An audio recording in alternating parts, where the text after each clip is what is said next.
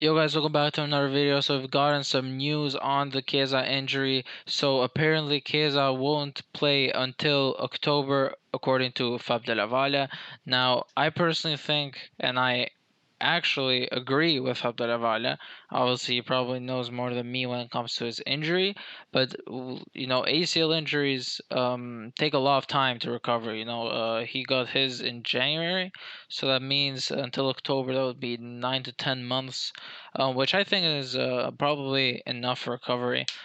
But of course, we can compare him to other players like Spinazzola, who got injured in it was late June or early July. It was obviously the Euros last season, or obviously at the end of last season, the summer of 2021. He got injured, and he's just now recently started to play. So how many months would that be? That would be around 10 months, 10 to 11 months, yeah, almost a year. So it would line up with the amount of time usually ACLs take to recover for footballers, and so they do start getting on the pitch, getting on the ball, all of that.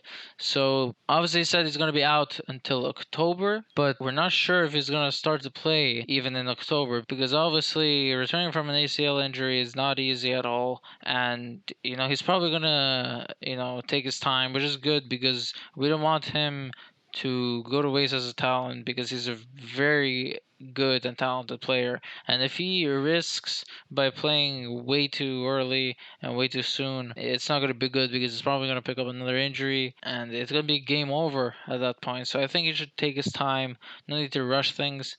At the start of October, he can get a few minutes, he can come off the bench a few times. But I personally think he'll probably return to top physical form at around January to February, like around that time. That's just my personal opinion, because as I said, you'll probably start to get a few minutes from November, maybe like late October, November. October you'll probably start to train with the team, and then he needs to get used to playing on the pitch again, against opponents. So yeah, he'll probably take his time.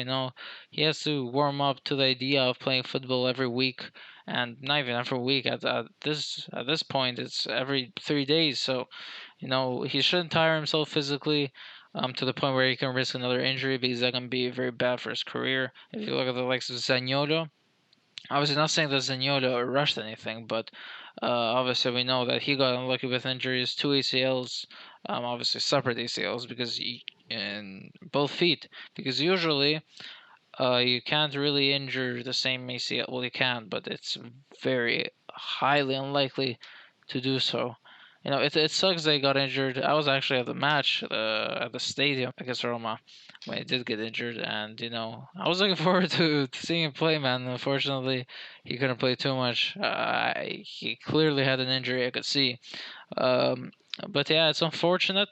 But there is good news that he will, returning in October is good news, because if he would say returning in January, you could basically say his season is pretty much like, even next season would be over, because he would probably need to get the top form, and he would get the top form at around March. So, that would be way too much time.